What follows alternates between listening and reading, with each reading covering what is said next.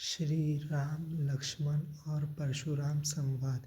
हे नाथ, शिवजी के धनुष को तोड़ने वाला आपका कोई एक दास ही होगा, क्या आज्ञा है? मुझसे क्यों नहीं कहते? यह सुनकर क्रोध मुनि रिसकर बोले, सेवक वह है जो सेवा का काम करे, शत्रु का काम करके तो लड़ाई ही करना चाहिए। हे राम सुनो, जिसने शिवजी के धनुष को तोड़ा है वह सहस्र ब्रह्मों के समान मेरा शत्रु है। वह इस समाज को छोड़कर अलग हो जाए, नहीं तो सभी राजा मर जाएंगे।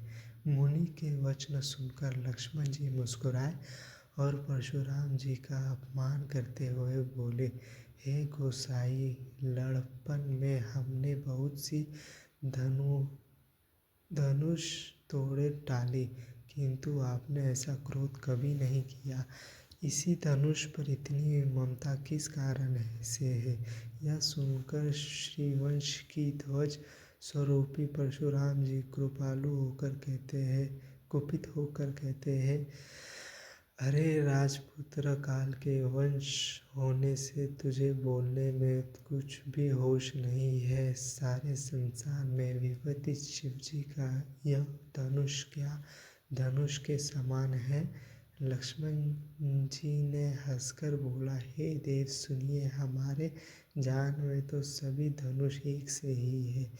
पुराने धनुष के तोड़ने में क्या हानि लाभ? श्री रामचंद्र ने तो इसे नवीन के धोखे से देखा था, फिर यह तो छूते ही टूट गया।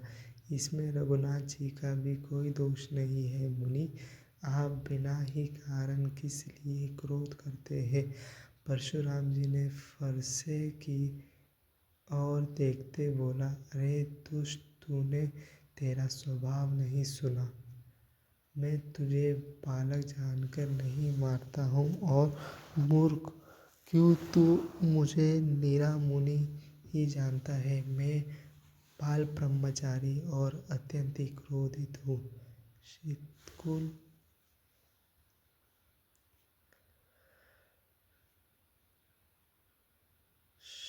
मैं तुझे बालक जानकर नहीं मारता हूँ। अरे मूर्ख, क्या तू मुझे नीरा मुनि ही जानता है। मैं बाल ब्रह्मचारी और अत्यंत ही क्रोधित हूँ। श्रोता कुल का शत्रु तो विश्व भर में विख्यात हूँ। अपनी भुजाओं के बल से मैंने पृथ्वी को राजाओं से रहित कर दिया और बहुत बार उसे ब्राह्मणों को दे डाला। हे राजकुमार, सहस्त्रबाहु की भुजाओं को काटने वाला मेरा इस फरसे को देखो। और राजा के बालक, तू अपने माता पिता को सोच के वश न कर। मेरा फरसा बड़ा भयानक है, यह गर्भों के बच्चों का भी नाश करने वाला है। लक्ष्मण जी ने हंसकर कोमल वाणी से बोला, ओ मुनिवर, तो आपने को बड़ा भारी योद्धा समझते हो, बार बार मुझे कुल्हाड़ी दिखाते हैं, फांक से पहाड़ उड़ाने जाते हो। यह कोई कुम्हाड़ी की बातिया छोटा बच्चा फल नहीं है जो तर्जनी सबसे आगे की उंगली को देखते ही मार जाती है। कुठूर और धनुष बाण देखते ही मैंने कुछ अभिमान सहित कहा था, भृंगवश समझकर और यज्ञ पवित्र देखकर तो जो कुछ आप कहते हैं उसे मैं क्रोध को रोक कर सह लेता हूँ। देवता, ब्राह्मण, भगवान के भक्त और गो, इन पर हमने कुल में विरत नहीं दिखाई जाती, क्योंकि इन्होंने मरने से पाप लगता है और इसमें हार जाने पर आपत्ति होती है। इसलिए आप मारे तो भी आपके पैर ही पड़ना चाहिए। आपका एक एक वचन ही करोड़ों वज्रों के समान है। धनुष, बाण और कुठूर तो आप व्यर्थ ही धारण करते हैं। इन्हें धनुष, बाण और कुठूर को देखकर मैंने कुछ अनुचित कहा हो तो धीर मुनि महामुनि क्षमा कीजिए। यह सुनकर भगवान विष्णु परशुराम जी क्रोध के साथ गंभीर वाणी से बोले, हे विश्वामित्र सुनो, यह बालक बड़ा कुबोलित और कुटिल है। काल के वश होकर यह अपने कुल का घातक बन रहा है। यह सूर्यवंश रूपी पूर्ण चंद्रमा का कलंक है। यह बिल्कुल उद्दंड मूर्ख और निडर है। अभी क्षमा भर में यह काल का ग्रास हो जाएगा। मैं पुकार कर कह देता हूँ, फिर मुझे दोष नहीं है। यदि तुम इसे बचाना चाहते हो तो हमारा प्रताप, बल और क्रोध बतलाकर इसे मना कर दो। लक्ष्मण जी ने कहा, हे मुनि, आपका सूर्यवंश आपके रहते दूसरे कौन वर्णन कर सकता है। अपने अपने की मुँह से अपनी कहानी अनोखे बार बार बहुत प्रकार से वर्णन की है। इसमें पर भी संतोष न हुआ तो फिर कुछ कह डालिए। क्रोध रोक कर हस्त दुख मत चाहिए। शूरवीर तो युद्ध में करनी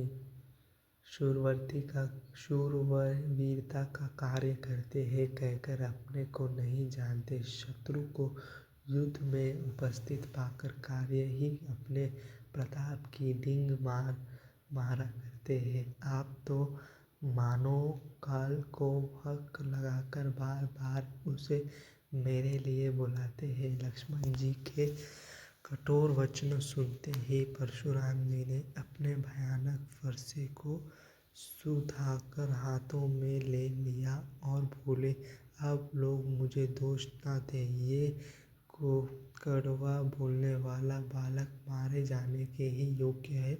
इसे बालक देखकर मैंने बहुत बचाया और पर अब यह सचमुच मरने को ही आ गया है।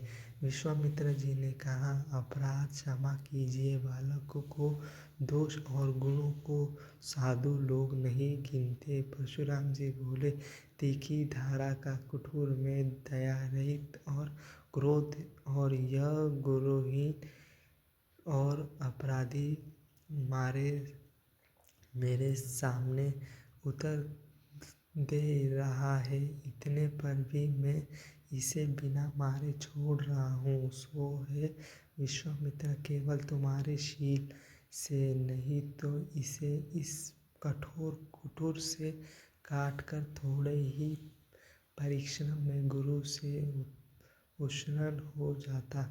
विश्वामित्र ने हृदय में हंसकर कहा, मुनि को हरा ही हरा सूझ रहा है। अर्थात सर्वस्व विजय होने के कारण ये श्री राम लक्ष्मण को भी साधारण क्षत्रिय ही समझ रहे हैं। किंतु यह लोमड़ी केवल फौलाद की बनी हुई खाड़ी है, ऊख की खाड़ी नहीं है जो मुंह में लेते ही गल जाएगी। खेद है, मुनि अब भी बेसमझ बने हुए हैं, इनके प्रभाव को नहीं समझ रहे हैं। लक्ष्मण ने कहा कि हे मुनि, आपके शीला को कौन नहीं जानता। वह संसार भर में प्रसिद्ध है। आप माता पिता से तो अच्छी तरह आश्रय हो ही गए, अब गुरु का आश्रय रहा जिनका जी में बड़ा सोच लगा है। वह मानो हमारे ही मृत्यु काड़ा था। बहुत दिनों बीत गए, इससे ब्याज भी बहुत बढ़ गया होगा। अब इतनी हिसाब करने वाले को बुला लाए तो तुरंत थैली खोलकर दे दूं। लक्ष्मण जी के कड़वे वचन सुनकर परशुराम ने कठोर सलाह सारी सभा हाय हाय करके पुकार उठी, हे भृगुश्रेष्ठ, आप मुझे फरसा दिखा रहे हैं, पर हे राजाओं के शत्रु में ब्राह्मण समझकर बचा रहा हूँ। आपके कभी रणधीर बलवान वीर नहीं मिले हैं। हे ब्राह्मण देवता, आप घर ही में बड़े हैं। यह सुनकर अनुचित है कहकर सब लोग पुकार उठे। तब श्री रघुनाथ जी ने इशारे से लक्ष्मण जी को रोक दिया। लक्ष्मण जी के उत्तर से जो आहूत के समान थे, परशुराम जी के क्रोध रूपी अग्नि को बढ़ते देखकर रघुकुल के सूर्य श्री रामचंद्र जी जल के समान शांत करने वाले वचन बोले, हे नाथ, बालक पर कृपा कीजिए। इस सीधी और दुख मोहे बच्चे पर क्रोध न कीजिए। यदि यह प्रभु को कुछ भी प्रभाव जानता तो क्या यह बेसमझ आपकी बुराई करता। बालक यदि कुछ चपलता भी करते हैं तो गुरु, पिता और माता मन में आनंद से भर जाते हैं। अंत इसे छोटे बच्चे और सेवक जानकर कृपा कीजिए। आप तो सदर्शी, सुशील, धीर और ज्ञानी मुनि हैं। श्री रामचंद्र जी ने वचन सुनकर वे कुछ कुंड ठंडे पड़े। इतने में लक्ष्मण जी कुछ कहकर फिर मुस्कुरा दिए। उनके हंसी देखते परशुराम ने नख से शिखा तक सारे शरीर में क्रोध छा गया। उन्होंने कहा, हे राम, तेरा भाई बड़ा पापी है। यह शरीर में गोरा पर हृदय का बड़ा काला है। यह विश्वमुख है, दूध मुंह नहीं, स्वभाव ही टेढ़ा है। तेरा अनुसरण नहीं करता, तेरा जैसा शीलवान नहीं है। यह नीचे मुझे काल के समान नहीं दिखता। लक्ष्मण जी ने हंसकर कहा कि हे मुनि, सुनो, क्रोध पाप का मूल है। जिसके वश में होकर मनुष्य अनुचित कर्म कर बैठता है और विश्व भर में प्रतिकूल चलते सबके हित करता है। हे मुनिराज, मैं आपके दास हूँ। अब क्रोध त्याग कर दया कीजिए। टूटा हुआ धनुष क्रोध करने से जुड़ा नहीं जाएगा। खड़े खड़े पर दुखने लगे होंगे, बैठ जाइए। यदि धनुष अत्यंत ही प्रिय हो तो कोई उपाय किया जाए और किसी बड़े गुण को बुलाकर जुड़वा दिया जाए। लक्ष्मण जी के बोलने से जानकी जी डर जाते हैं और कहते हैं कि बस चुप रहिए, अनुचित ही बोलना अच्छा नहीं। जनकपुर के स्त्री पुरुष थर थर काँप रहे हैं। छोटे कुमार बड़ा ही खोटा है। लक्ष्मण जी की निर्णय वाणी सुनकर परशुराम जी का शरीर क्रोध से जल रहा है और उनके बल की हानि हो रही है। तब श्री रामचंद्र जी पर एहसान जानकर परशुराम जी बोले, तेरा छोटा भाई समझकर मैं इसे बचा रहा हूँ। यह मन का मैल और शरीर का कैसा सुंदर है, जैसा विश्व के रस से भरा हुआ सोने का घड़ा। यह सुनकर लक्ष्मण जी फिर हंसे। तब श्री रामचंद्र जी ने तिरछी नज़र से उनकी ओर देखा, जिससे लक्ष्मण जी संकुच कर विपरीत बोलना छोड़कर गुरु जी के पास चले गए। श्री रामचंद्र जी ने दोनों हाथ जोड़कर अत्यंत ही विनय के साथ कोमल और शीतल वाणी से बोला, हे नाथ, सुनिए। आप तो स्वभाव से ही सुजन है। आप बालक के वचन पर कान न दीजिए। बैर और बालक का एक स्वभाव है, संतोष, इन्हें कभी दोष नहीं लगता। फिर इससे लक्ष्मण ने तो कुछ काम भी नहीं बिगाड़ा है। हे नाथ, आपका अपराधी तो मैं हूँ। अंत है स्वामी, कृपा, क्रोध, वध और बंधन जो कुछ करना है दास की तरह मुझ पर कीजिए। जिस प्रकार में शीघ्र आपका क्रोध दूर हो, हे मुनिराज, बताइए, वही उपाय करूं। मुनि ने कहा कि हे राम, क्रोध कैसे आ जाए। अब भी तेरा छोटा भाई टेढ़ी ही ताक रहा है। इसकी गर्दन पर मैंने कुठार न चलाई तो क्रोध करके किया ही क्या।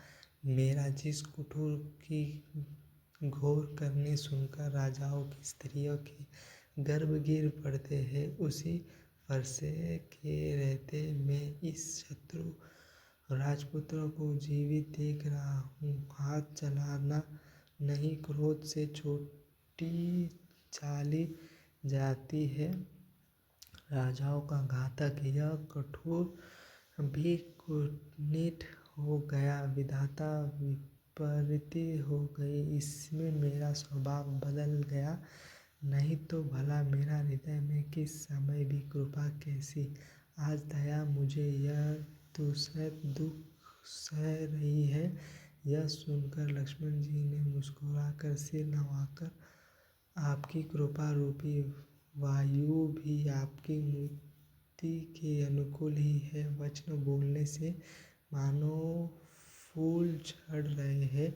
हे मुनि, यदि कृपा करने से आपका शरीर जल जाता है तो क्रोध होने पर शरीर की रक्षा विधाता ही करेंगे। हे जनक, देख, यह मूर्ख बालक हठ करके यमपुरी में घर करना चाहता है। इसको शीघ्र ही आँखों की ओट क्यों नहीं करते। यह राजपुत्र देखने में छोटा है पर यह बड़ा कोट। लक्ष्मण जी ने हंसकर मन ही मन कहा, आँख मूंद लेने पर कहीं कोई नहीं। तब परशुराम जी ने हृदय में अत्यंत क्रोध भरकर श्री राम जी से बोला, अरे शठ, तू शिव जी का धनुष तोड़कर उल्टा हामी को ज्ञान सिखाता है। तेरा यह भाई तेरे ही समान से कटु वचन बोलता है और तू छल से हाथ जोड़कर विनय करता है। या तो युद्ध में मेरा संतोष कर, नहीं तो राम कहलवाना छोड़ दे। अरे शिव द्रोही, छल त्याग कर मुझे युद्ध कर, नहीं तो भाई सहित तुझे मार डालूंगा। इस प्रकार परशुराम जी कठोर उठाए बक रहे हैं और श्री रामचंद्र जी सिर झुकाकर मन ही मन मुस्कुरा रहे हैं। श्री रामचंद्र जी ने मन ही मन कहा कि गनाह दोष तो लक्ष्मण का और क्रोध मुझ पर करते हैं। कहीं कहीं सीधेपन में भी बड़ा दोष होता है। टेढ़ा जानकर सब लोग किसी को भी वंदना करते हैं। टेढ़े चंद्रमा को राहु भी नहीं ग्रहस्ता। श्री रामचंद्र जी ने कहा, हे मुनिवर, क्रोध छोड़िए, आपके हाथ में कुटुर है और मेरा यह सिर आगे है। जिस प्रकार आपका क्रोध जाए तो स्वामी वही कीजिए। मुझे अपना अनुचित अनुचार जानिए। स्वामी और सेवक में युद्ध कैसा है। ब्राह्मण श्रेष्ठ, क्रोध का त्याग कीजिए। आपका वेश देखकर ही बालक ने कुछ कह डाला था, वास्तव में उसका भी कोई दोष नहीं है। आपके कठोर बाण और धनुष धारण किए देखने और वीर समझकर बालक को क्रोध आ गया। वह आपका नाम तो जानता था पर अपने आप को पहचाना नहीं। अपने वंश के स्वभाव के अनुसार उसने उत्तर दिया, यदि आप मुनि की तरह आते तो ये स्वामी हे स्वामी, बालक आपके चरणों की धूल सिर पर रखता। अनजाने की भूल को क्षमा कर दीजिए। ब्राह्मणों के हृदय में बहुत अधिक दया होनी चाहिए। हे नाथ, हमारे और आपके बराबरी कैसी कहिए ना। कहाँ चरण और कहाँ मस्तक, कहाँ मेरा राम मात्र छोटा सा नाम और कहाँ आपका परशुराम बड़ा नाम। हे देव, हमारे तो एक ही गुण धनुष है और आपके परम पवित्र साम दाम तप शोष क्षमा सरलता ज्ञान विज्ञान और आस्तिकता, ये 9 गुण है।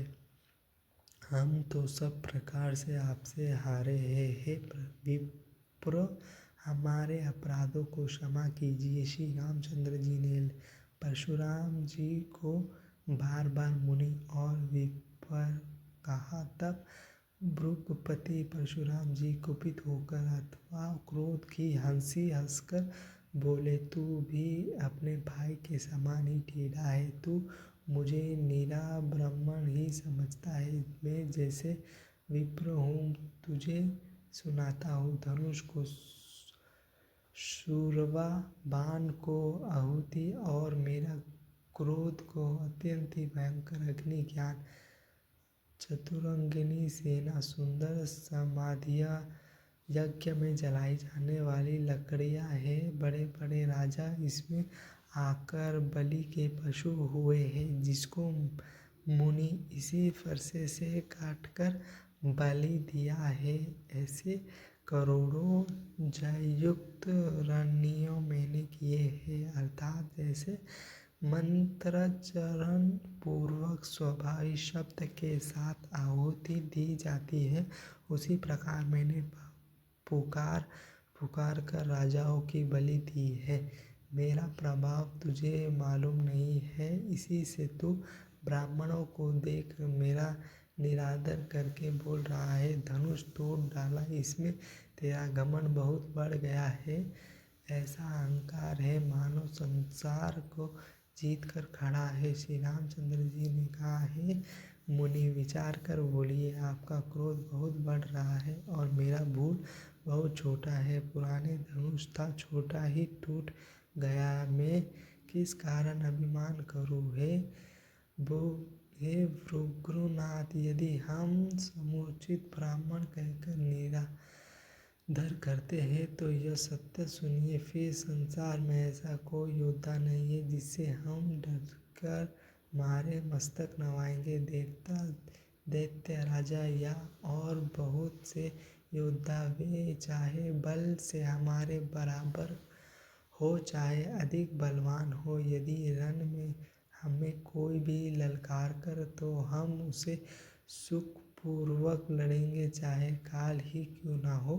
क्षत्रिय का शरीर धारण धर कर जो युद्ध में डर गया, उसे नीच ने अपने कुल पर कलंक लगा दिया। मैं स्वभाव से ही कहता हूँ कि कुल की प्रशंसा करके नहीं, कि रघुवंश रण में काल से भी नहीं डरता। ब्राह्मण वंश की ऐसी ही प्रवृत्ति है, तो जो अपने डरते हैं वह सबसे निर्भय हो जाते हैं, अथवा जो भयभीत होते हैं वह भी आपसे डरते हैं। श्री रामनाथ के कोमल और रहस्यपूर्ण वचन सुनकर परशुराम जी को बुद्धि के परदात खुल गए। परशुराम जी ने कहा कि हे राम, हे लक्ष्मण, धनुष को हाथ में अथवा लक्ष्मीपति विष्णु का धनुष लीजिए और इसे कीजिए जैसे कि मेरा संदेह मिट जाए। परशुराम जी धनुष देने लगे,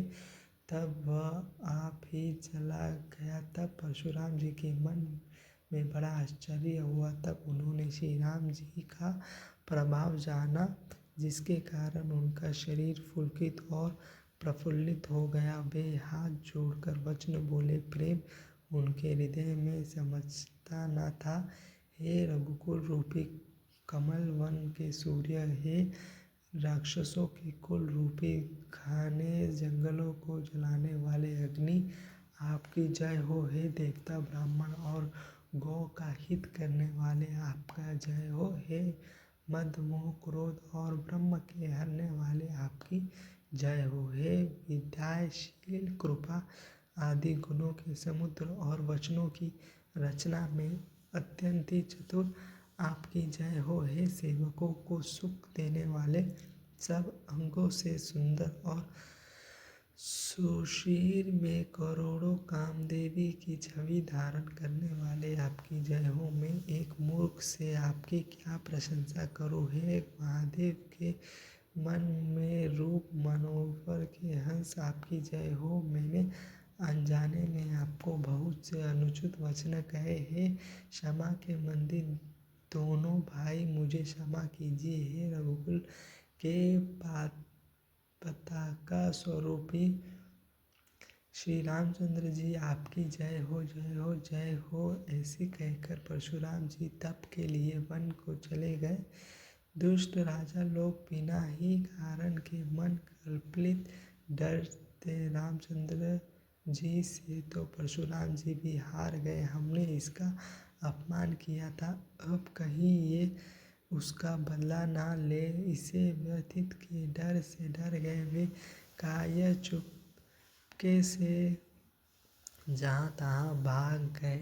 देवताओं ने नगाड़े बजाए, वे प्रभु के ऊपर फूल बरसाने लगे। जनकपुर के स्त्री पुरुष सब हर्षित हो गए। उनका मनोहर अज्ञान से उत्पन्न शूल मिट गया।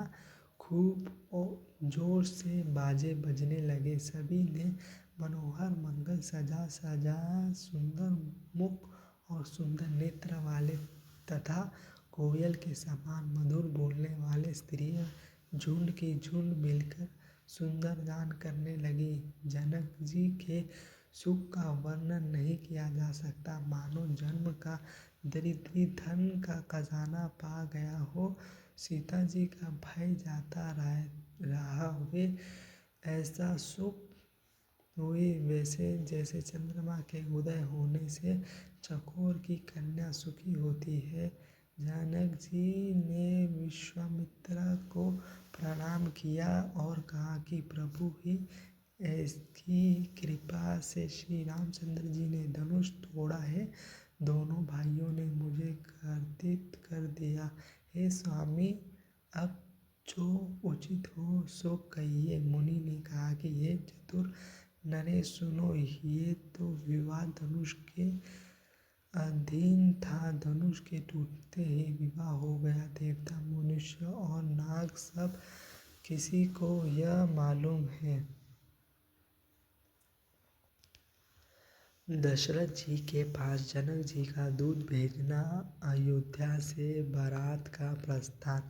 तथापि तुम जाकर अपने कुल का जैसे व्यवहार हो, ब्राह्मणों कुल के बूढ़ों और गुरुओं से पूछकर और वेदों से वर्णित जैसे आचार हो वैसे करो। जाकर अयोध्या को दूत भेजो जो राजा दशरथ को बुला लावे। राजा ने प्रसन्न होकर कहा कि हे कृपालु, बहुत अच्छा। और ऐसी समय दूत को बुलाकर भेज दिया। फिर सब महाराजाओं को बुलाया और सबने आकर राजा को आदर पूर्वक से नवाया। राजा ने कहा कि बाजार, रास्ते, घर, दवेला और सारे नगर को चारों ओर से सजाओ। महाराज जी प्रसन्न होकर चले और अपने अपने घर आए। फिर राजा ने नौकर को बुला भेजा और उन्होंने आज्ञा दी कि विचित्र मंडल सजाकर तैयार करो। यह सुनकर वे सब राजा के वचन सिर पर धरकर और सुख पाकर चले। उन्होंने उनके कारीगर को बुला भेजा जो मंडप बनाने को कुशल और चतुर थे। उन्होंने ब्रह्मा का वरदान करके कार्य आरंभ किया और पहले सोने के केले के खंडे बनाए।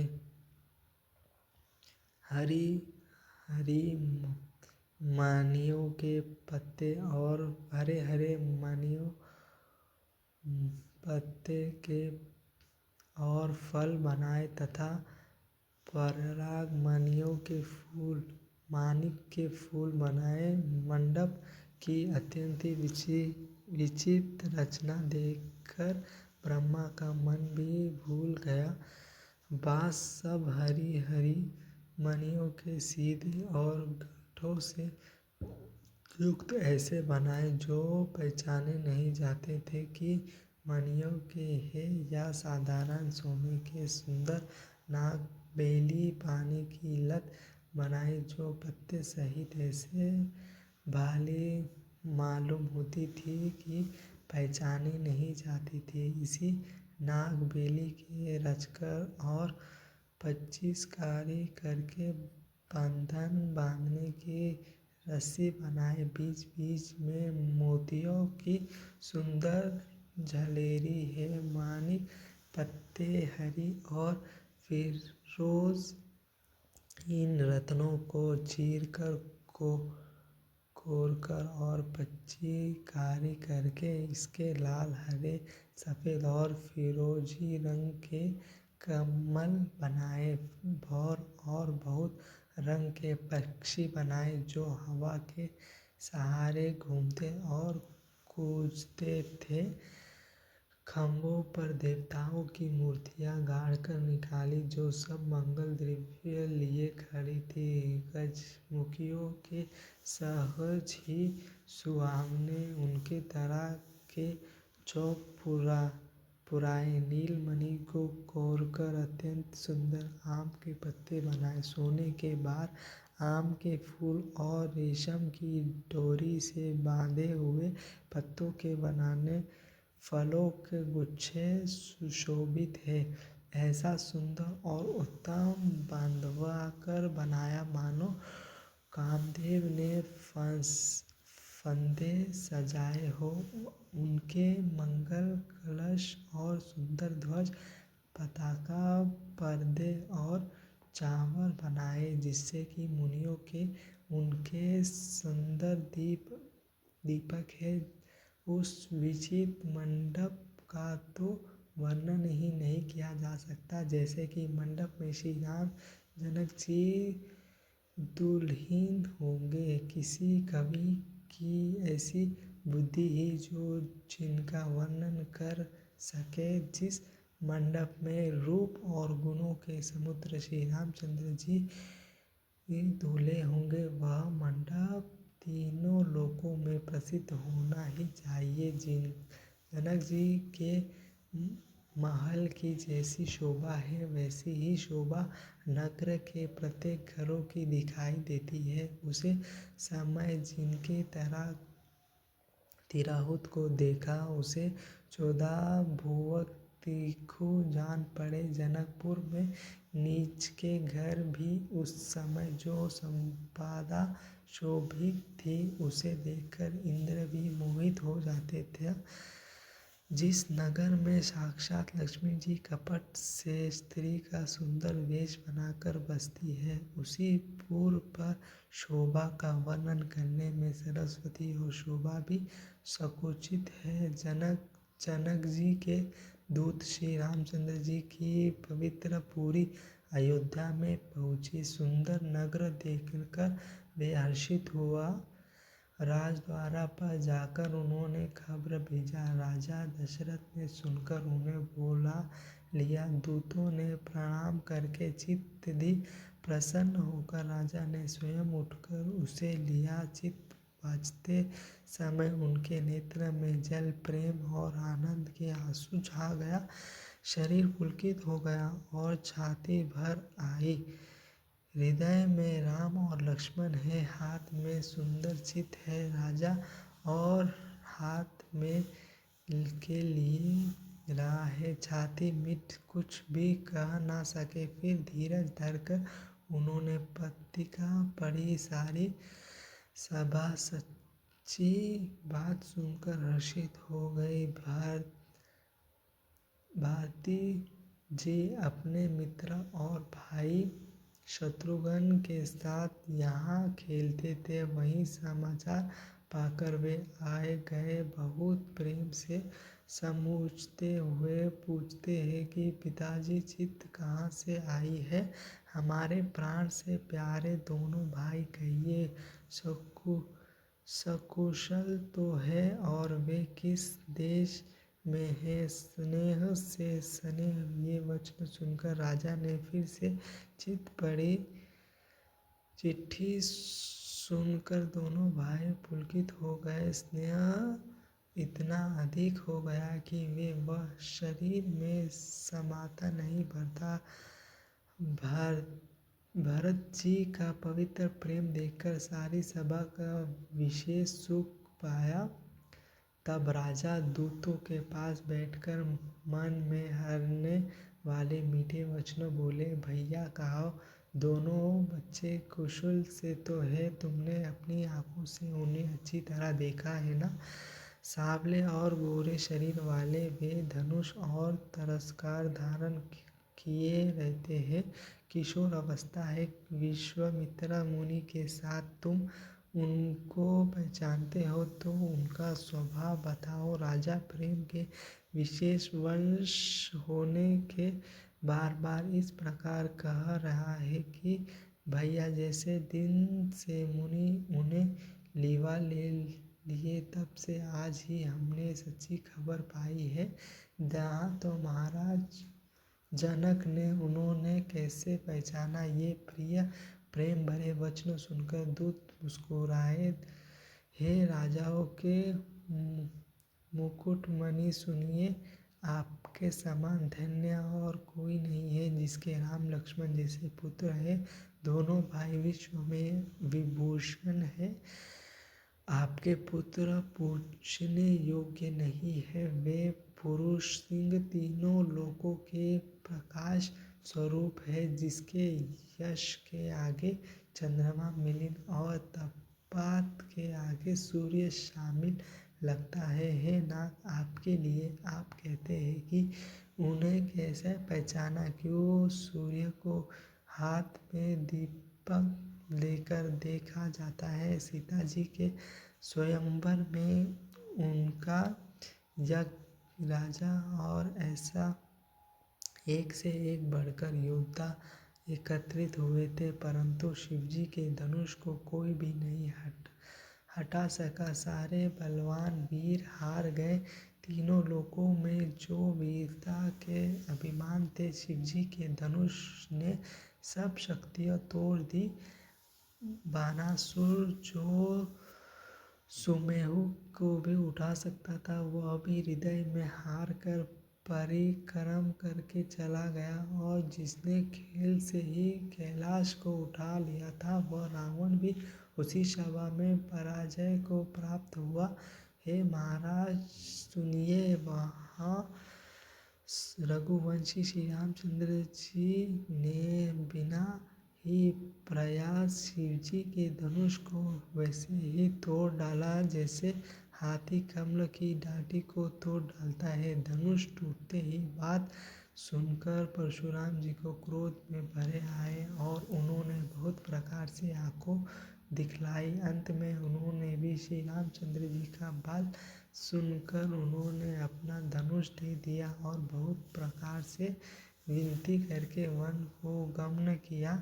हे राजन, जैसे श्री रामचंद्र जी अतुलनीय बल है, वैसे ही तेज निधन फिर लक्ष्मण जी भी है, जिनकी देखने मात्र से राजा लोग ऐसे काँप उठते हैं, जैसे कि हाथी सिंह के बच्चे के दिखने से काँप उठता है। हे देव, आपके दोनों बालकों को देखने के बाद अब आँखों के नीचे कोई आता ही नहीं, हमारी दृष्टि पर कोई चढ़ता ही नहीं। प्रेम प्रताप और वीर रस में पगी हुई दूतों की रचना सबके बहुत प्रिय लगी। सभी सहित राजा प्रेम में मग्न हो गए और दूतों के निछावर देने लगे। उन्होंने निछावर देते देखकर यह नीति विरुद्ध है ऐसा कहकर दूत अपने हाथों से कान मूंदने लगे। धर्म को विचार कर उनका धैर्ययुक्त बरताना देखकर सभी ने सुख माना। तब राजा ने उठकर विश्वामित्रा जी के पास जाकर उन्होंने पत्रिका दे दी और आदरपूर्वक दूतों को बुलाकर सारी कथा गुरु जी को सुना दी। सब समाचार सुनकर और अत्यंत सुख पाकर गुरु बोले, पुण्यात्मा पुरुष के लिए पृथ्वी सुख से छाई हुई है, जैसे नदियाँ समुद्र के जाती है। यद्यपि समुद्र को नदी की कामना नहीं होती, वैसे ही सुख और संपत्ति बिना ही बुलाए स्वाभाविक ही धर्मात्मा पुरुष के पास जाता है। तुम जैसे गुरु ब्राह्मणों, गाय और देवता की सेवा करने वाले हो, वैसे ही पवित्र कौशल्या देवी भी है। तुम्हारे समान पुण्यात्मा जगत में ना कोई हुआ, ना है और ना होने का ही है। हे राजन, तुमसे अधिक पुण्य और जिनका होगा उनके राम सहित पुत्र है और उनके चारों बालक वीर, विनम्र, धर्म का व्रत धारण करने वाले और गुणों के सुंदर समुद्र है। तुम्हारे लिए सभी कालों में कल्याण है। अत्यंत डंका बजाकर बारात सजाओ और जल्द ही चलो। गुरु जी के ऐसे वचन सुनकर हे नाथ, बहुत अच्छा कहकर और सिर नवाकर नाथ दूतों को डेरा दिलवाकर राजा महल में गए। राजा ने सारे रानियों वास को बुलाकर जानकी जी की पुत्रिका बाजकर सुनाई। सभा भर सुनकर सब रानियां हर्ष से भर गए। राजा ने फिर दूसरी सब बात का जो दूतों के मुख से सुनी थी वर्णन किया। प्रेम में प्रफुल्लित हुई रानियां ऐसी सुशोभित हो गई जैसे कि मोरनी बादल की गरज सुनकर प्रफुल्लित होती है। बड़ी बूढ़ी अथवा गुरुजी की स्त्रियां प्रसन्न होकर आशीर्वाद दे रही है। माताएं अत्यंत ही आनंद में मग्न है। उस अत्यंत प्रिय पत्रिका को आपस में लेकर सब हृदय से लगाकर छाती शीतल करती है। राजाओं नेमित्र दशरथ जी ने श्री राम लक्ष्मण जी की कृति और करनी का बारंबार वर्णन किया। यह सब मुनियों की कृपा है। ऐसी कहकर वे बाहर चले आए। तब रानियों ने ब्राह्मणों को बुलाया और आनंद सहित उन्हें दान दिया। क्षेत्र ब्राह्मण आशीर्वाद देते हुए चले। फिर विभुक्षों को बोलकर करोड़ों प्रकार के निछावारे उनके दिए। चक्रवर्ती महाराज दशरथ के चारों पुत्र चिरंजीवी हो जो कहते हुए वे उनके प्रकार के सुंदर वस्त्र पहनकर चले। आनंदित होकर नगाड़े वालों ने बड़े जोर से नगाड़ों पर चोट लगाई। सब लोगों ने जब यह समाचार पाया तब घर घर बांधवे होने लगे। 14 लोकों में उत्साह भर गया कि जानकी जी और श्री रामनाथ जी का विवाह होने। यह शुभ समाचार पाकर लोग प्रेम मग्न हो गए और रास्ते घर तथा ग्लानियों सजाने लगे। यद्यपि अयोध्या सदा सुहावनी है क्योंकि वह श्री राम जी की मंगलमय पवित्र पुरी है, तथापि प्रीति पर प्रीति होने से वह सुंदर मंगल रचना से सजाई गई। ध्वज पताका पर्दे और सुंदर चावरों से सारा बाजा बहुत ही अनूठा छाया हुआ है। सोने के कलश तोरण मणियों की झालरें हल्दी दूध दही अद्भुत और मालियों से लोगों ने अपने अपने घरों को सजाकर मंगलमय बना लिया। गलियों को चतुर से सींचा और द्वारों पर सुंदर चौक बनाए। चंदन केसर कस्तूरी और कपूर से बने हुए एक सुगंधित द्रव्य को चतुरस कहते हैं। बिजली की से कांति वाले चंद्रमुखी हिरन के बच्चे के से नेत्र वाले और अपने सुंदर रूपी से कामदेव की स्त्री रति के अभिमान को छुड़ाने वाले सुहागिनी स्त्रियां सभी 16 श्रृंगार सजाकर जहाँ तहाँ झुंड की झुंड मिलाकर मनोहित वाणी से मंगल गीत गा रही है, जिसके सुंदर स्वर को सुनकर कोयल भी लजा जाता है। राजा महल का वर्णन कैसे किया जाए, जहाँ विश्वास का विमोहित करने वाला मंडप बनाया गया है। उनके प्रकार के मनोहर मंगलमय पदार्थ शोभित हो रहे हैं और बहुत से नगाड़े बज रहे हैं। कहीं भाट विरुद्धवाली कुलोहित का उच्चारण कर रहे हैं और कहीं ब्राह्मणों वेदध्वनि कर रहे हैं। सुंदर स्त्रियां श्री राम जी और श्री सीता जी का नाम लेकर मंगल गीत गा रही है। उत्साह बहुत है और महल अत्यंत ही छोटा है। उनके उसमें न समझकर मानो वह उत्साह चारों ओर घमंड उमड़ चला है। दशरथ के महल की शोभा का वर्णन कौन कवि कर सकता है, जहाँ समस्त देवताओं के शिरोमणि राजचंद्रमा जी ने अवतार लिया है। फिर राजा ने भरत जी को बुला लिया और कहा कि जाकर घोड़ों, हाथी और रथ सजाओ, जल्दी रामचंद्र जी की बारात में चलो। यह सुनते ही दोनों भाई भरत जी और शत्रुघ्न जी आनंदवश पुलकित से भर गए।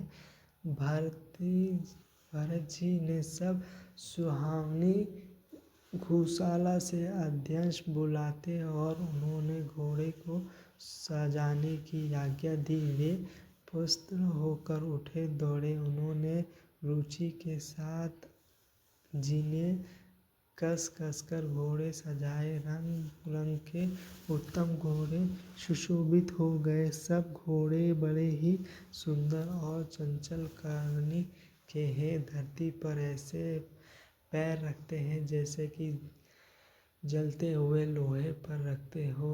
उनके अनेकों जाति के घोड़े हैं जिनका वर्णन नहीं किया जा सकता। ऐसा तेज चला है कि मानो हवा के निराधार करके उड़ना चाहते हैं। उन सब घोड़ों पर भरत जी के सामने अवस्था वाले सब छोर छबीले राजकुमार सावर हुए। वे सभी सुंदर हैं और सब आभूषण धारण किए हुए हैं। उनके हाथों में बाण और धनुष है तथा कमर में भारी तलवार बांधे हैं। सभी चुने हुए छबीले, 6 शूरवीर, चतुर और नवयुवक हैं। प्रत्येक सवार के साथ 2 पैदल सिपाही हैं जो तलवार चलाने की कला में बड़े निपुण हैं। शूरता का बाना धारण किए हुए रणधीर वीर सब नीलकर नगर के बाहर आ खड़े हैं। वे चतुर अपने घोड़े को तरह तरह की चालों से फेर रहे हैं और भेरी तथा नगाड़े की आवाज सुनकर प्रसन्न हो रहे हैं। सरस नीतियों ने ध्वज, पताका, मणि और आभूषण को लगाकर रथों को बहुत विलक्षण बना दिया है। उनमें सुंदर चावर लगे हैं और घंटियां सुंदर शब्द कर रही है। वे रथ इतने सुंदर हैं मानो सूर्य के रथों के शोभा को छीन लेते हैं। अग्निस्थ श्याम वर्णन घोड़े थे। उनके सारथियों ने उन रथों में ज्योति दिया है जो सभी देखने में सुंदर और गहनों से सजाए हुए यशोविधि है और जिन्हें देखकर मुनियों के मन में मोहित हो जाते हैं। जो जल पर भी जमीन की तरह ही चलते हैं। वेग की अधिकता से उनका ताप पानी में नहीं डूबता। अस्त्र शस्त्र और सब सजा कर रथियों को बुला लिया।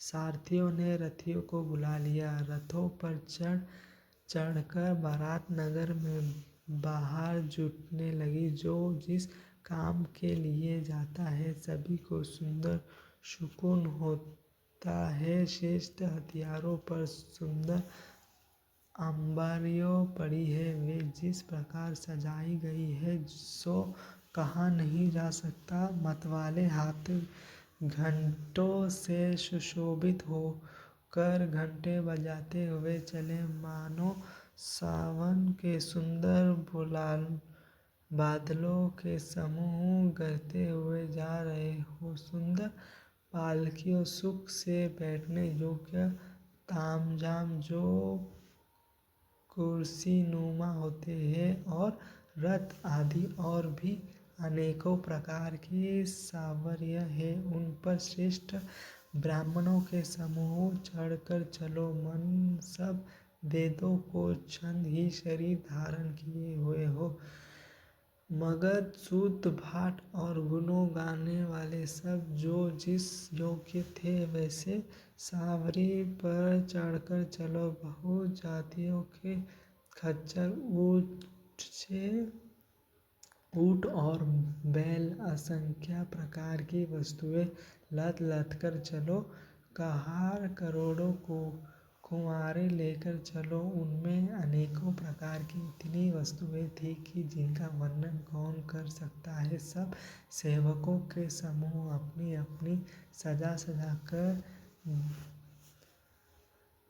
बनकर चले। सबके हृदय में उपार हर्ष है और शरीर पुलकित से भरा है। उनके एक से लालसा लगी है कि हम श्री राम लक्ष्मण दोनों भाइयों को नेत्र भरकर कब देखेंगे। हाथी गरज रहे कि उनके घंटों की भीषण ध्वनि से रही है। चारों ओर रथों का गिरहट और घोड़े की हिनहिनाहट हो रही है। बदलों का निरादर करते हुए नगाड़े घोर शब्द कर रहे हैं। किस को अपनी पराई कोई बात कानों से सुनाई नहीं देती। राजा दशरथ के दरवाजे पर इतनी भारी भीड़ हो रही है कि वह पत्थर फेंक जाए तो वह भी पिसकर धूल हो जाए।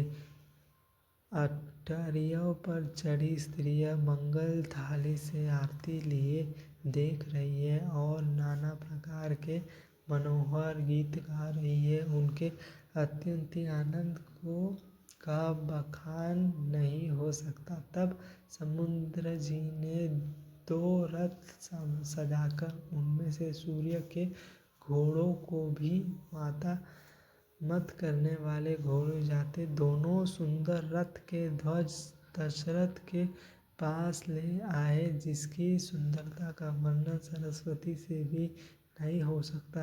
एक रथ पर राजसी सामान सजाया गया और दूसरे जो तेज का पुंज और अत्यंत ही सुशोभित था। उस सुंदर रथ पर सजा वशिष्ठ जी को हर्ष पूर्वक चढ़ाकर फिर स्वयं शिव, गुरु, गौर और गणेश जी का स्मरण करके रथ पर चढ़े।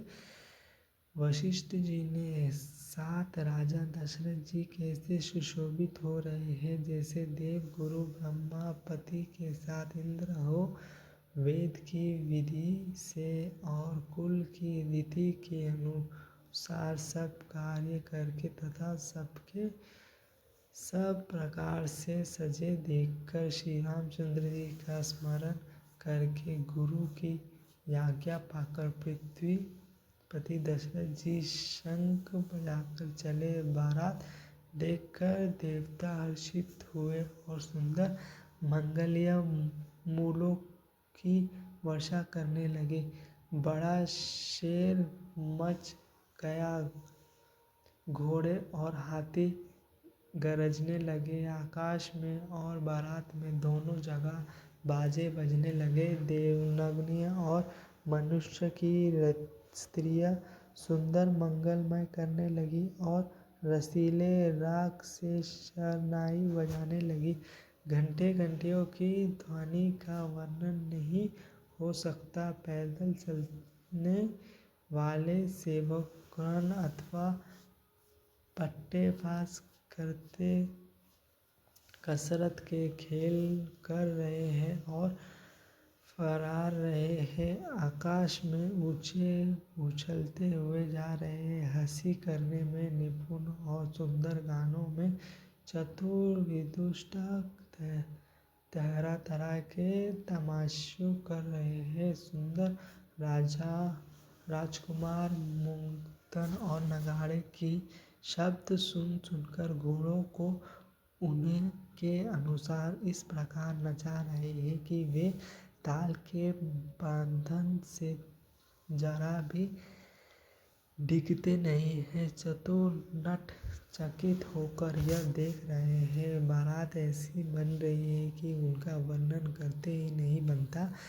सुंदर सुशोभित शकुन हो रहे हैं। नीलकंठ पक्षी बाई और चरा ले रहा है, मानो संपूर्ण मंगलों की सूचना दे रहा हो।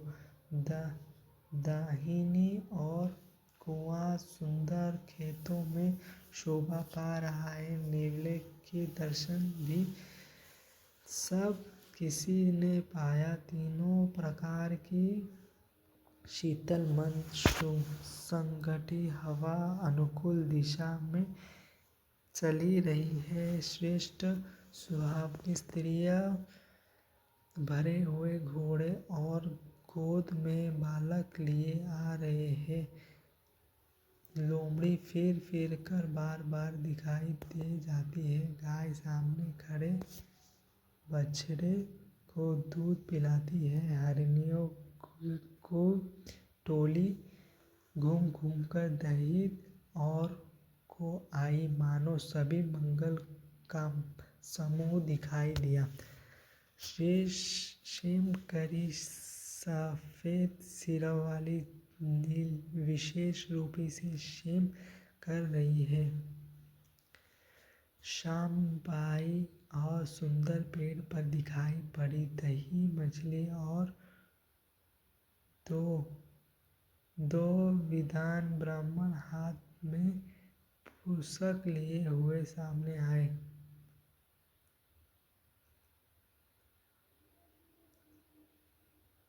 सभी मंगलमय, कल्याणमय और मनोवृत्त फल देने वाले शकुन मानो सच्चे होने के लिए एक ही साथ हो गए।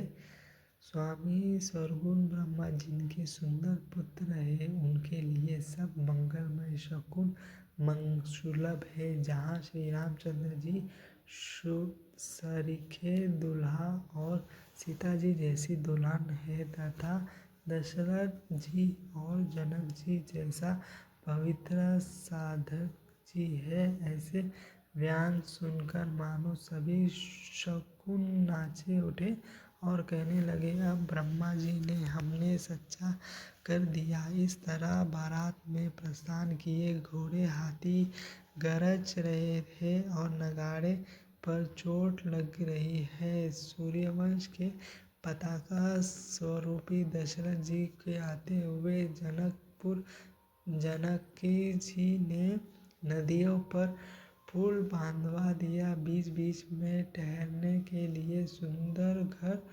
पड़ाव बनवा दिया, जिनमें देवलोक के समान समान संपदा छाई है और जहाँ बारात के सब लोग अपने अपने मन की पसंद के अनुसार सुहावने उत्तम भोजन, विस्तार और वस्त्र पाते हैं। मन के अनुकूल नित्य नए सुख को देखकर सभी बारातियों को अपने घर भूल गए। बड़े जोर से बजते हुए नगाड़ों की आवाज सुनकर श्रेष्ठ बारात को आते हुए जानकर आगमन करने वाले हाथी, रथ, पैदल और घोड़े सजाकर बारात लेने आए। मास परायण 10वां विश्राम। बारात का जनकपुर में आना और स्वागत। दूध, शरबत, ठंडाई, जल आदि से भरकर सोने के कलश तथा जिनका वर्णन नहीं हो सकता, ऐसे अमृत के समान भांति भांति के सब पकवानों से भरे हुए परात, थाल आदि अनेक प्रकार के सुंदर बर्तन, उत्तम फल तथा और भी अनेकों सुंदर वस्तुएं राजा ने हर्षित होकर भेंट के लिए भेजी। गहने, बकड़े, नाना प्रकार की मूल्यवान मुनियों, पक्षी, पशु, घोड़े, हाथी और बहुत तरह की सावरियों तथा बहुत प्रकार के संग्रहित एवं सुहावने मंगलमय द्रव्य और सुगुन के वर्धन राजा ने भेजा दही चूड़ा और अग्निमित्र उपहार की चीजें को कांवरों में भर भर कर कहा, चले। अगवानी करने वाले को जब बारात दिखाई दी तब उनके हृदय में आनंद छा गया और शरीर रोमांचक से भर गया। अगवाने को सजा धज के साथ देखकर बारात के प्रसन्न होकर नगाड़े बजाए। बारात तथा अगवानों में से कुछ लोग परस्पर मिलने के लिए हर्ष के मारे बाग छोड़कर सरस्वती जी देह चले और ऐसे मिले मानो आनंद के से समुद्र मर्यादा छोड़कर मिलते हो। देवासुरियों फूल बरसाकर गीत गा रहे हैं और देवता आनंद में होकर नगाड़े बजा रहे हैं। अगवानी में आए हुए अब लोगों ने सब नीचे दशरथ जी के आगे रखे दी और अत्यंत प्रेम से विनती की। राजा दशरथ ने प्रेम सहित सब वस्तुएं ले ली। फिर उनके बख्शिश होने लगी और वे याचकों को दे दी गई। तदुपरांत पूजा आदर सरस्वती और बड़ाई करके अगवान लोग उनके जनवासों के ओर लीवा ले चले। विलक्षण वस्त्रों के पावड़े पड़ रहे हैं, जिसे देखकर कुबेर भी अपने धन को अधिमनी छोड़ देते हैं। बड़े सुंदर जनवास दिया गया है, जहाँ सबसे सब प्रकार के सुशोभित था। सती जी ने बारात जनकपुर में आई जानकर अपनी कुछ महिमा प्रकट करके दिखलाई और हृदय में स्मरण सब सिद्धियों को बुलाया और उन्होंने राजा दशरथ की मेहमानी करने के लिए भेजा। सीता जी की आज्ञा सुनकर सब सिद्धियां जहाँ जनवासी थे वहाँ सारी संपदा सुख और इंद्रपुर के भोग विलास को लिए हुई। बारातियों ने अपने अपने ठहरने के स्थल देखे तो वहाँ देवताओं ने सब सुख को सब प्रकार से सुलभ पाया। उस ऐश्वर्य का कुछ भी भेद कोई जान न सका। सब जानकी जी की बड़ाई कर रहे हैं। श्री रामनाथ जी यह सब सीता जी की महिमा जनकपुर की उनका प्रेम पहचान कर हृदय में हर्षित हुए। पिता दशरथ के आने का समाचार सुनकर दोनों भाइयों के हृदय में महान आनंद समाता न था।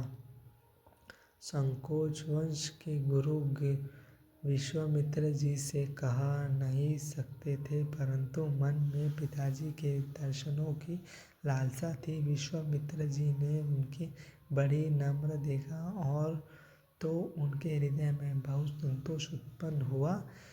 प्रसन्न होकर उन्होंने दोनों भाइयों को हृदय से लगा लिया। उनके शरीर पुलकित हो गए और नेत्र में प्रेम शत्रुओं का जल भर आया। वे उस जनवासों को चले जहाँ दशरथ जी थे, मानो सरोवर प्यासे की ओर लक्ष्मण करने चला हो। जब राजा दशरथ जी ने पुत्र सहित मुनि को आते देखा तब वे हर्षित होकर उठे और सुख के समुद्र के साहस लेते हुए चले। पृथ्वीपति दशरथ जी ने मुनि की चरण धूल को बारंबार सिर पर चढ़ाकर उनके दंडवत प्रणाम किया। विश्वामित्र जी ने राजा को उठकर हृदय से लगा लिया और आशीर्वाद देकर कौशल्य पूजा। फिर दोनों भाइयों को दंडवत प्रणाम करते देखकर राजा के हृदय में सुख सामना नहीं। पुत्रों को उठकर हृदय से लगाकर उन्होंने अपने सुहाम दुख को मिटाया, मानो मस्तक शरीर को प्राण मिल गया हो। फिर उन्होंने वशिष्ठ जी के चरणों में सिर नवाया। मुनि श्रेष्ठ से प्रेम के आनंद में उन्होंने हृदय से लगा लिया। दोनों भाइयों ने सब ब्राह्मणों की वंदना की और भर पाए आशीर्वाद पाए। भारती जी ने छोटे भाई शत्रुघ्न सहित श्री रामचंद्र जी ने प्रणाम किया। श्री राम जी ने उन्हें उठकर हृदय से लगा लिया। लक्ष्मण जी दोनों भाइयों को देखकर हर्षित हुए और प्रेम से पूर्ण हुए शरीर से उनको मिले।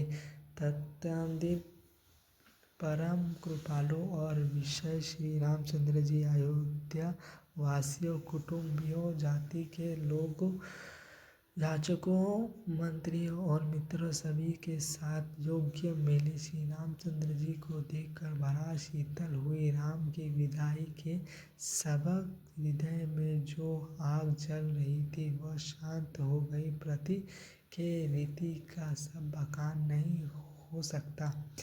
राजा के पास चारों पुत्र ऐसे शोभा पा रहे हैं मानो अर्थ, धर्म, काम और मोक्ष शरीर धारण किए हुए हैं। पुत्रों सहित दशरथ जी को देखकर नगर के स्त्री पुरुष बहुत ही प्रसन्न हो रहे हैं। देवता फूलों की वर्षा करके नगाड़े बजा रहे हैं और अप्सराएं गा गाकर नाच रही है। अगवनी में आए हुए संत नंदर्जी, अन्य ब्राह्मणों, मंत्रीगण, मगन, सूत विद्वान और भाटों ने बारात सहित राजा दशरथ को आदर सत्कार किया। फिर आज्ञा लेकर वे वापस लौटे। बारात लग्न के दिन से पहले आ गई। इसमें जनकपुर के अधिक आनंद छा रहा है। सब लोग ब्राह्मणन प्राप्त कर रहे हैं और विधाता से मानकर कहते हैं कि दिन रात बढ़ जाए, बड़े हो जाए। श्री रामचंद्र जी और सीता जी सुंदरता की सीमा है और दोनों राजा पुण्य की सीमा है। जहाँ तहाँ जनकपुर वासी स्त्री पुरुष के समूह हिटकते होकर यही कह रहे हैं, जानकी जी के सुकृत की मूर्ति जानक जी है और दशरथ जी के सुपुत्र देह धारण किए हुए श्री राम जी है। इन दोनों राजाओं के समान किसी ने शिव जी की आराधना नहीं की है और न ही इनके सामने किसी ने फल ही पाया। इसमें समान जगत में न कोई हुआ, न कहीं है और होगा कि है। हम सब भी संपूर्ण पुण्य की राशि है जो जगत में जन्म लेकर जनकपुर के निवासी हुए और जिन्होंने जानकी जी और श्री रामचंद्र जी की छवि देखी। हमारे सरीखा विशेष पुण्यात्मा कौन होगा। और अब हम श्री रघुनाथ जी की विहार देखेंगे और भली भांति नेत्र का लाभ लेंगे। कोयल के समान मधुर बोलने वाले स्त्रियां आपस में कहते हैं कि हे सुंदर नेत्र वाले, इस विवाह में बड़े लाभ है। बड़े भाग्य से विधाता ने सब भांति भांति दी है। दोनों भाई हमारे नेत्र के अदिति हुए करेंगे। जानकी जी स्नेहवर बार बार सीता जी को बुलावेंगी और करोड़ों कामदेवों के सामना सुंदर दोनों भाई सीता जी के लेने आर्य करेंगे। तब उनके अनोखे प्रकार से पहचानने होगी। सखी ऐसे सुवर्ण किस प्यारी ना होगी। तब हम सब नगर निवासी श्री राम लक्ष्मण जी को देख देख कर सुखी पाएंगे। हे सखी, जैसे श्री राम लक्ष्मण जी का जोड़ है वैसे ही दो कुमार राजा के साथ और भी है। वे भी एक श्याम और दूसरे गौर वर्ण के हैं।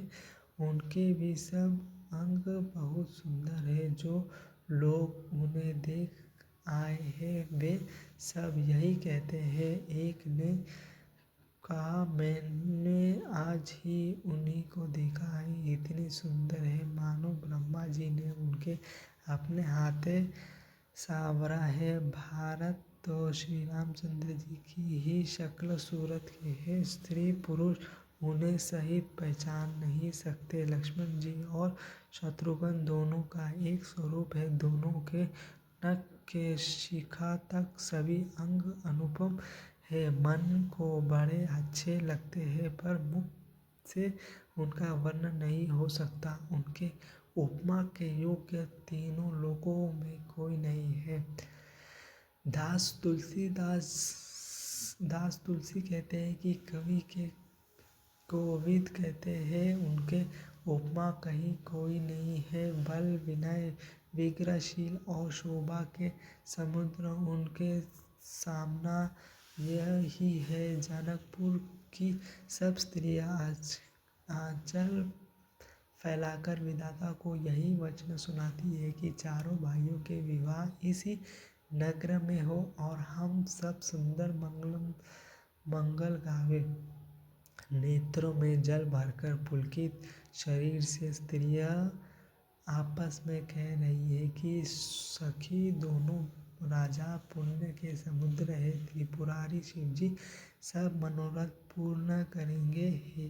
इस प्रकार सब मनोरथ कर रहे हैं और हृदय को उमंग उमंग कर आनंद से भर रहे हैं। सीता जी के स्वयंवर में जो राजा आए थे उन्होंने भी चारों भाइयों को देखकर सुख पाया। श्री रामचंद्र जी का निर्मल और महान यश कहते हुए राजा लोग अपने अपने घर गए। इसी प्रकार कुछ दिन बीत गया। राजकुमारी निवास और बारात सभी बड़े आनंदित है।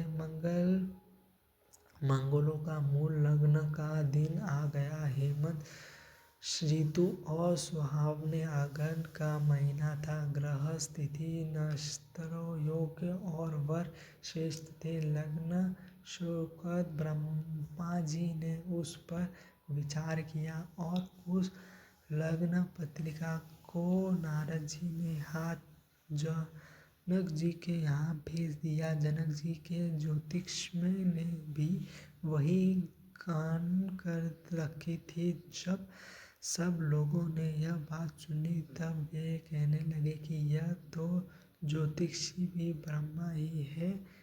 निर्मल और सभी सुंदरमय मंगलमय की मूल कोंदूल की पवित्र फूल आए और अनुकूल सुकुन होने लगे। और जनकपुर ब्राह्मणों ने जानकी जी से कहा।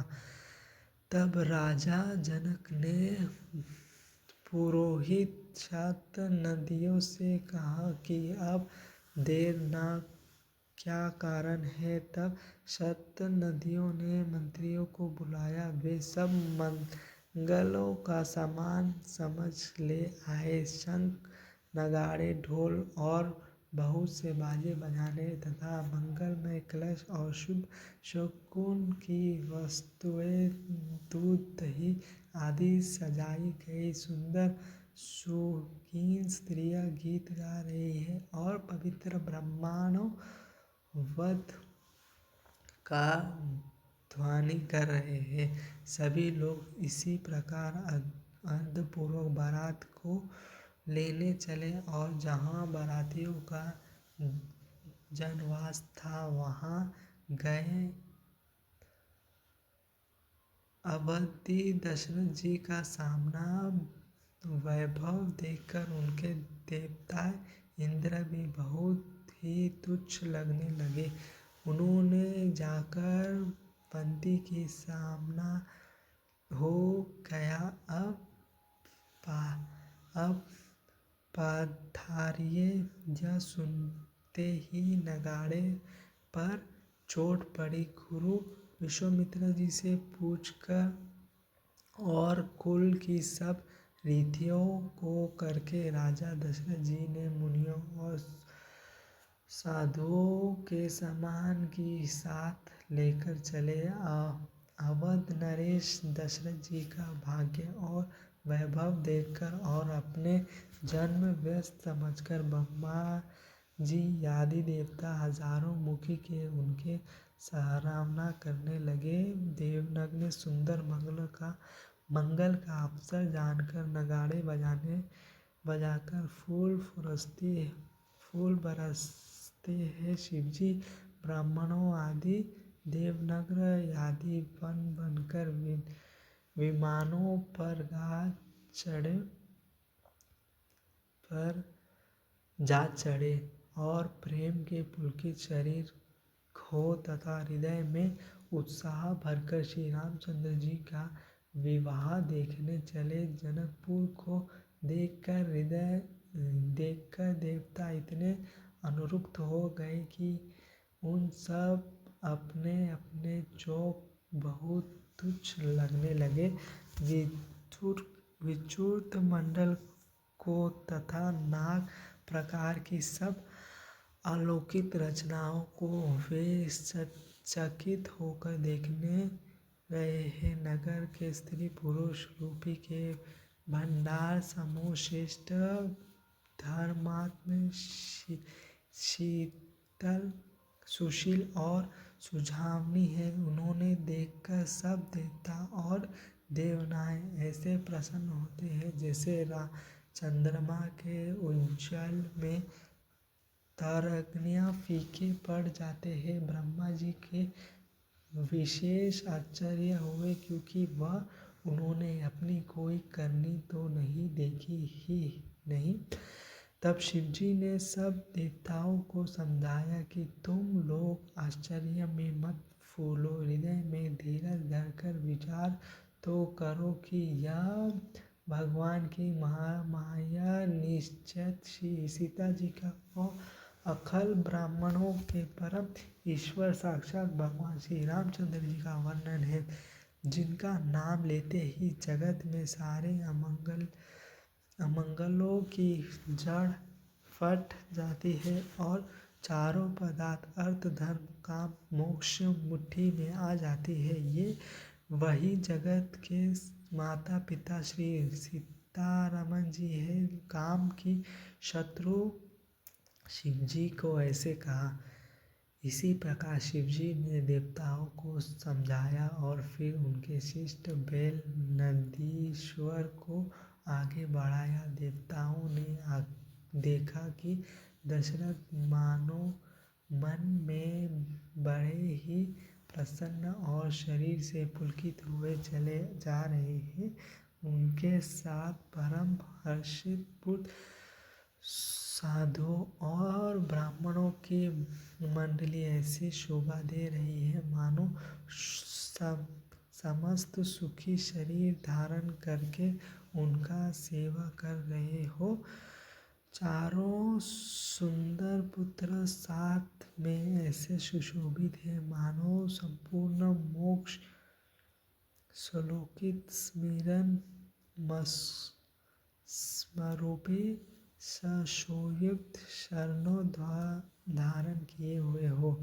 मुस्कुराते और सुवर्ण के रंग की सुंदरता जोड़िए को देखकर देवताओं को काम प्रतीत नहीं हुआ।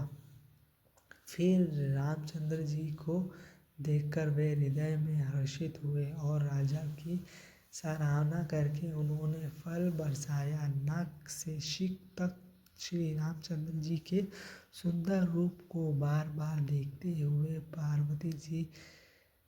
पार्वती जी सहित श्री शिवजी का शरीर पुलकित हो गया और उनके नेत्र जल से भर आए। राम जी का मोर के कंठ की सी कंठ वाली हरित्वक श्याम शरीर है। बिजली का अत्यंत निराधार करने वाले एक प्रकाशमय सुंदर रंग के वस्त्र है। सब मंगल रूपी और सब प्रकार के सुंदर भांति भांति के विवाह के अनुभाषा शरण पर सजाए हुए हैं।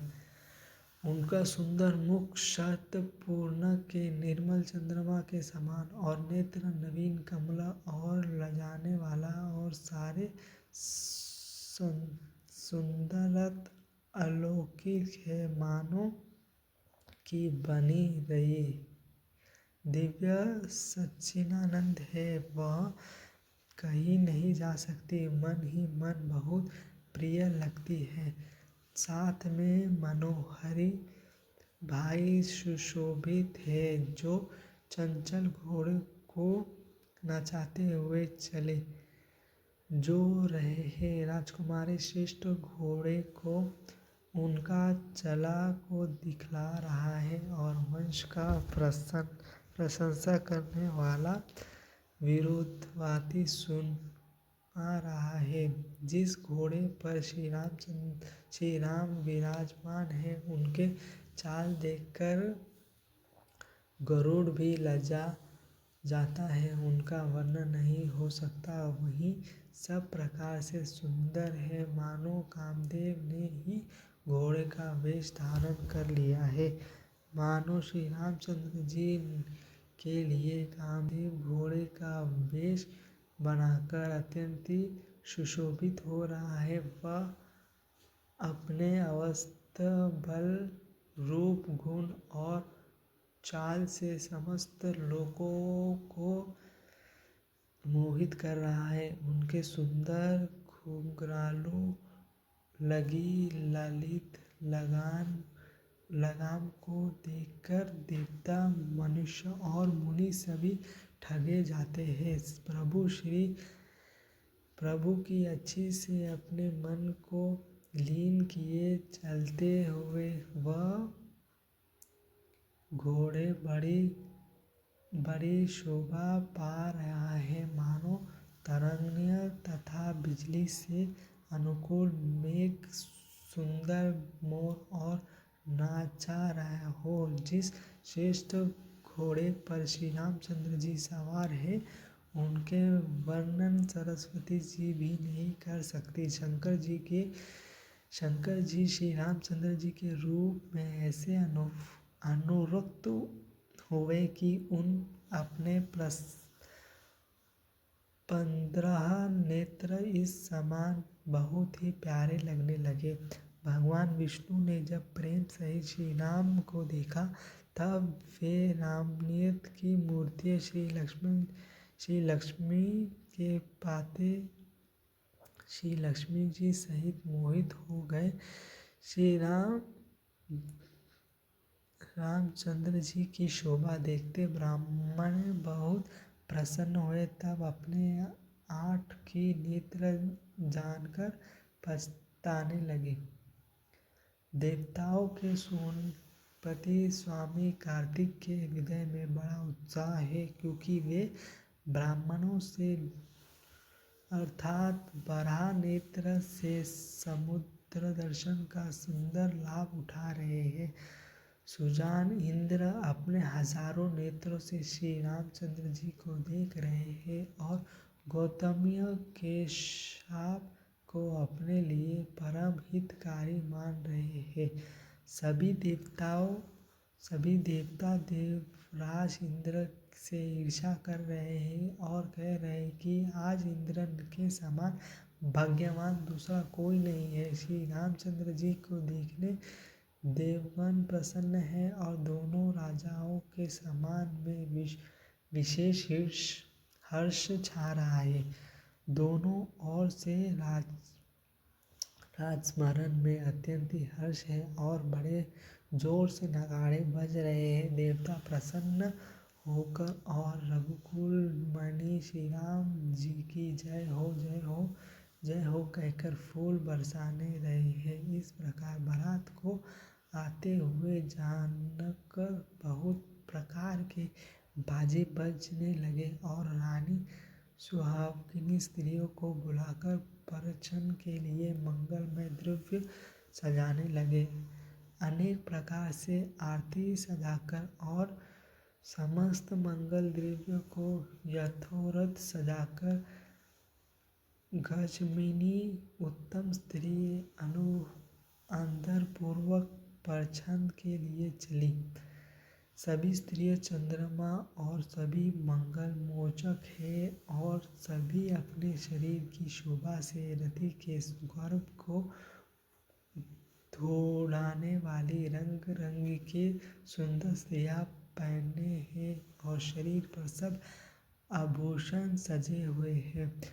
समस्त अंग को सुंदर मंगल पदार्थ से सजाने हुए भी कोयल को भी लजाती हुए मधुर स्वर से गान कर रहे हैं। कंगन करधानी और नूपुर बज रहे हैं। स्त्रियों की चाल देखकर कामदेव के हाथ में भी लाजा जाती है। उनके प्रकार के बाजे बज रहे हैं। आकाश में नगर दोनों स्थानों में सुंदर मंगलचार हो रहे हैं। सची सरस्वती जी, लक्ष्मी सरस्वती जी और जो स्वभाव से ही पवित्र और स्नेही देवनाथाएं थी, वे सब कपट से सुंदर स्त्री का वेश बनाकर रानीवंश में जा मिली और मनोहर वाली से मंगलमन करने लगी। सब कोई हर्ष के विशेष वश थे। अंत किसी ने उन्होंने पहचाना नहीं। कौन किसी जाने पहचाने आनंद के वश हुआ। सब दूल्हा बने हुए ब्रह्मा का भजन करने चले। मनोहर गान हो रहा है। मधुर मधुर नगाड़े बज रहे हैं। देवता फूल बरसा रहे हैं। बड़ी अच्छी शोभा है। आनंद कंद दूल्हा को देखकर सब स्त्रियां हृदय से हर्षित हुई। उनके कमल सखियों नेत्र से प्रताक्षु का जल उमड़ आया और सुंदर अंगों से पुलकवाई छाई है। श्री रामचंद्र जी का वर वेश देखकर सीता जी की माता सनायुन के मन में जो सुख हुआ उसे हजारों सरस्वती जी और सुशोभित 100 कल्पों में भी नहीं कर सकते। मंगल अवसर जानकर नेत्र के जल को रोके हुए रानी प्रसन्न मन से परछन कर रही है। वेदों में कहा हुआ तथा कालाचार के अनुसार सभी व्यवहारों रानी के भली भांति किए। परछन 5 शब्द तंत्र, ताल, झांझ, नगार और तरा, इन 5 प्रकार के बाजे के शब्द, 5 ध्वनि, बेज ध्वनि, वाद्य ध्वनि, जय ध्वनि, शंख ध्वनि और हुलू ध्वनि और मंगलन हो रहा है। नाना प्रकार के वस्त्र के पावड़े पड़ रहे। उन्हें आरती करते आदित्य दिया। तब भी राम जी ने मंडप में गमन किया। दशरथ अपने मंडली सहित विराजमान हुए। उनके वैभव को देखकर लोकपाल भी लजा गया। रामन समय समय पर देवता फूल बरसाते हैं और भूदेव ब्राह्मण सुकुल शांति पाठ करते हैं। आकाश और नगर में शोर मचा रहा। अपनी पराई कोई कुछ नहीं सुनता। इस प्रकार श्री रामचंद्र जी ने मंडप में आए और आदर देकर आसन पर बैठा गए। आसन पर बैठकर आरती करके दूल्हा को देखकर स्त्रियां सुखी पा रही है। वे ढेर के ढेर मुनि स्त्री और गहनों निछावर करके मंगल पा रही है। ब्रह्मा आदि श्रेष्ठ देवता ब्राह्मणों का वेश बनाकर कौतुक देख रही है। वे रघुकुल रूपी कमल को प्रफुल्लित करने वाले सूर्य श्री रामचंद्र जी की छवि देखकर अपना जीवन सफल जान रही है। नाई भारी भाट और नट श्री रामचंद्र जी की निछावर पाकर आनंदित हो सिर नवाकर ईश देते हैं। उनके हृदय में हर्षित समाप्ति नहीं है। वैदिक और लौकिक सब रीतियाँ करके जानकी जी और दशरथ जी बड़े प्रेम से मिले। दोनों महाराज जी मिलते हुए बड़े ही सुशोभित हुए। कभी उनके लिए उपमा खोजकर लाजा गए। जब कहीं भी उपमा नहीं मिली तब हृदय में हार मानकर उन्होंने मन में यह उपमा निश्चय की कि उसमें समान यह है कि समाधियों का मिलन या परस्पर संबंध देखकर देवता अनुरक्त हो गए और फूल बरसाकर उनका यश गाने लगे। वे कहने लगे कि जब ब्रह्मा जी ने जगत को उत्पन्न किया तब से हमने बहुत विनाह देखा। सुनो, परंतु सब प्रकार के समान साजा साजकर बराबरी के पूर्ण संपूर्ण युक्त समाधि तो आज ही देखी। देवताओं की सुंदर सत्यवाणी सुनकर दोनों और अलौकिक प्रीति छा गई। सुंदर पावड़े और आद्य देते हुए जानकी जी दशरथ जी को अर्धपूर्वक मंडप ले आए। मंडप को देखकर उनकी विचित्र रचना और सुंदरता में मुनियों के मन में भी हरे मोहित हो गए। सुजन जानकी जी ने अपने हाथों से ला लाकर सबके लिए सुहासन रखी। उन्होंने अपने कुल के इष्ट देवता के समान वशिष्ठ जी की पूजा की और विनती करके आशीर्वाद प्राप्त किया। विश्वामित्र जी की पूजा करते समय की परम प्रीति की रीति तो कहते ही नहीं बनती। राजा ने वामदेव आदि ऋषियों की प्रसन्न मन से पूजा की, सभी को दिव्य आसन दिए और सबसे आशीर्वाद प्राप्त किया।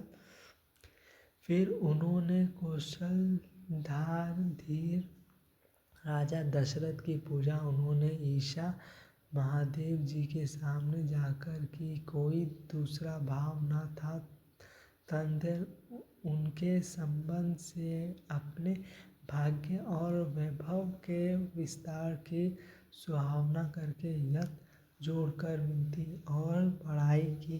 राजा जानकी जी ने सब बारातियों का साध्वी दशरथ रथी के समान ही सब प्रकार से अर्धपूर्वक पूजन किया और सब किसी को उचित आसन दिए। मैं एक मुख से उस उत्साह का वर्णन करूं। राजा जनक ने दान मान सम्मान विनम्र और उत्तम वाणी से सारी बारात का सामना किया। ब्रह्मा विष्णु शिव दिव्यपाल और सूर्य जो श्री रघुनाथ जी का प्रभाव जानते हैं वे कपट से ब्राह्मणों का सुंदर सा वेश बनाए बहुत ही सुख पाते हुए सब लीला देख रहे थे। जानकी जी ने उनके देवताओं के सामने जाकर उनका पूजन किया और बिना पहचाने भी उन्हें सुंदर आसन दिया। कौन किसको जाने पहचाने, सबको अपना ही साधु भूली हुई है।